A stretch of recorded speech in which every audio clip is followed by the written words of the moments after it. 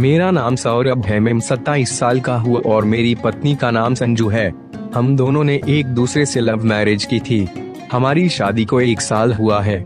हमारी दोस्ती college time में हुई थी। हम दोनों साथ ही पढ़े और फिर एक दूसरे से प्यार हो गया और घर वालों की सहमति से शादी कर ली।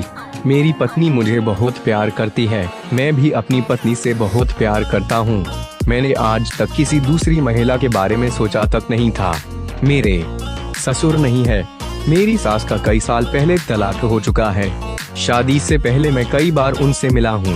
अपनी शादी की बात करने के लिए मैं खुद अपनी सास से मिला था और उन्हें बताया था कि मैं और संजू एक दूसरे से प्यार करते हैं और शादी करना चाहते हैं। इस पर वो मान गई थी। शादी के बाद भी मैं कई दिन अपनी पत्नी के घर रुका हूँ, लेकिन जो पिछले हफ्ते मेरे साथ हुआ मैंने इसके बारे में सोचा भी नहीं था। पिछले हफ्ते की बात है। मेरी पत्नी ने मुझे कहा कि मम्मी ने हमें बुलाया है, शायद उन्हें कुछ काम है, आप ऑफिस से जल्दी आ जाना। मैं उस दिन ऑफिस से जल्दी घर आ गया। इसके बाद शाम को हम सास के घर चले गए। उस दिन संजू की थोड़ी तबीयत खराब थी। हमें वहाँ 6-7 बजे पहुँचे थे। वहाँ जाकर थोड़ी देर हम साथ में बैठे और फिर संजू ने कहा मेरी तबीयत खराब है, मुझे आराम करना है। ये कहकर वो अपने रूम में चली गई।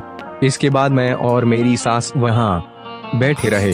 हम दोनों ने घंटों भर बातचीत किया। इसके बाद मैंने सास को कहा कि मैं सोने जा रहा हूँ।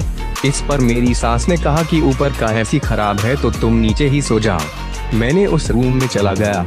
मैं रूम में लेटकर टीवी देख रहा था। करीब आधे घंटे बाद मेरी सास मेरे कमरे में आई। मैं उन्हें देखकर दंग रह गया। उन्होंने शॉर्ट ड्रेस पहने हुई थी और आते ही उन्होंने अंदर से रूम लॉक कर दिया और सीधा मेरे ऊपर आ गई। मैं कुछ समझ नहीं पा रहा था। उन्होंने मुझे किस करना शुरू कर दिया। पता नहीं मैंने इसका उस समय विरोध क्यों नहीं किया और हमारे बीच शरीर संबंध बन गए। रात को सारी रात वो मेरे साथ में ही थी। अगले दिन सुबह होते ही मैंने मेरी पत्नी संजू को चलने के लिए कहा और हम सुबह ही वापस आ गए।